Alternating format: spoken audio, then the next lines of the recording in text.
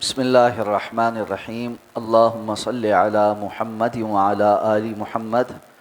کما صلیت علی ابراہیم وعلی آل ابراہیم انک حمید مجید اللہم بارک علی محمد وعلی آل محمد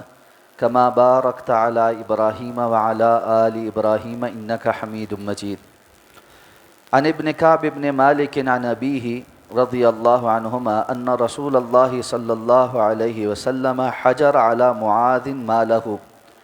وباعہ فی دین کان علیہ رواہ الدار القطنی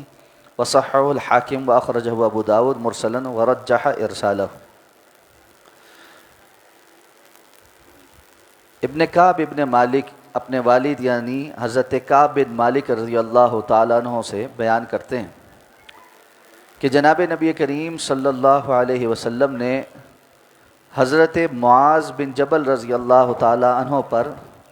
ان کے مال کی بندش لگا دی اور اس کو ان کے اوپر چڑھے ہوئے قرضے کے بدلے فروخت کر دیا۔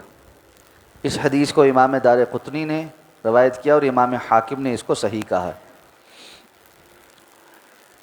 لین دین سے متعلق احکام و مسائل ذکر ہو رہے ہیں۔ اس حدیث مبارکہ کو بیان کر کے جو مسئلہ ثابت کیا گیا ہے وہ یہ کہ اگر کوئی شخص مفلس ہو جائے یا اس کے اوپر ایسا قرض چڑھ جائے کہ جس کے نتیجے میں ایسا محسوس ہو کہ وہ اب اس قرض کو ادا کرنے کے قابل نہیں ہوگا، تو اس کے پاس جتنا مال موجود ہو اس پر ذمہ دار افراد کی طرف سے، جیسے قانون ہے یا حکومت ہے یا قاضی ہے یا کسی جرگے کا بڑا ہے، جو بھی فیصل جو اس پر حکم نافذ کر سکتا ہے، مالی تصرف کوئی مالی معاملہ کرنے پر بندش لگا سکتا ہے کہ اب یہ اپنے مال کو کسی اور جگہ فروخت نہیں کرے گا یا کسی اور سے مزید مال نہیں لے گا۔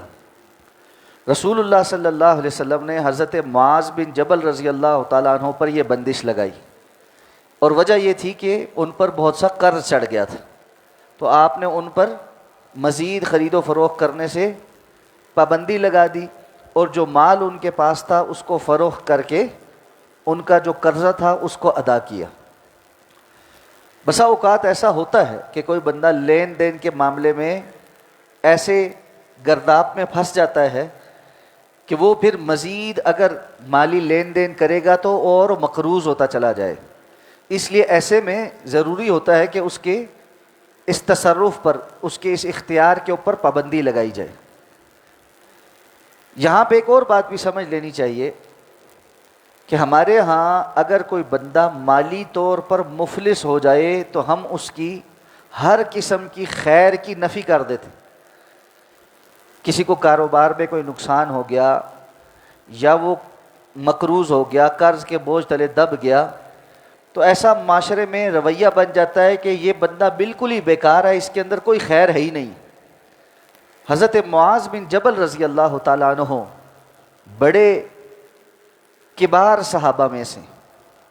اور آپ صلی اللہ علیہ وسلم نے فرمایا کہ قیامت کے دن معاذ بن جبل میری امت کے علماء کی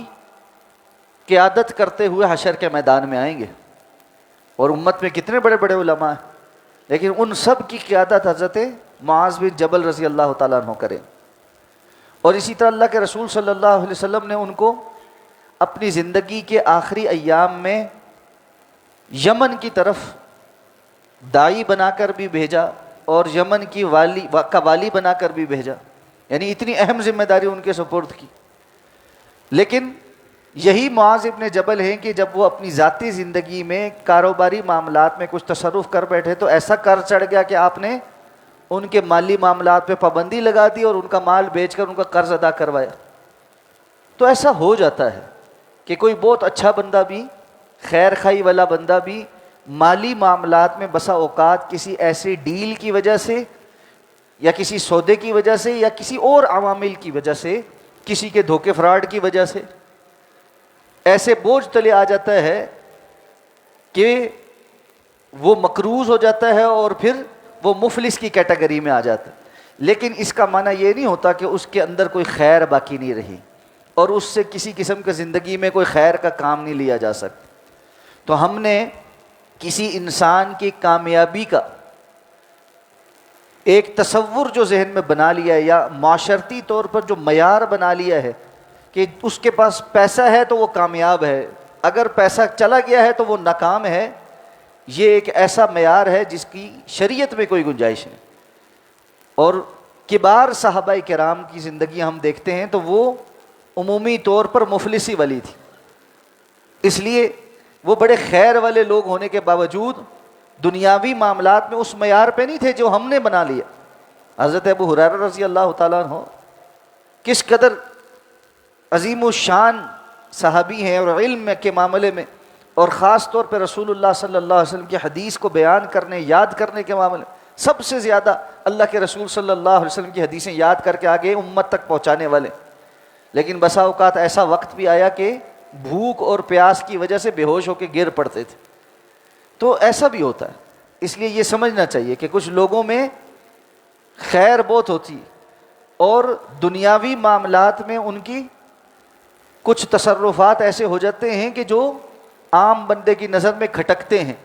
لیکن وہ بندہ اللہ کے ہاں اپنی نیکی اور تقوی کی وجہ سے بڑا مقام اور مرتبہ رکھتا ہے۔ اللہ تعالیٰ سے دعا ہے اللہ سمجھ کر عمل کرنے کی توفیق عطا فرما۔ سبحانک اللہم و بحمدک، نشہد ان لا الہ الا انت، نستغفرک و نتوب الیک۔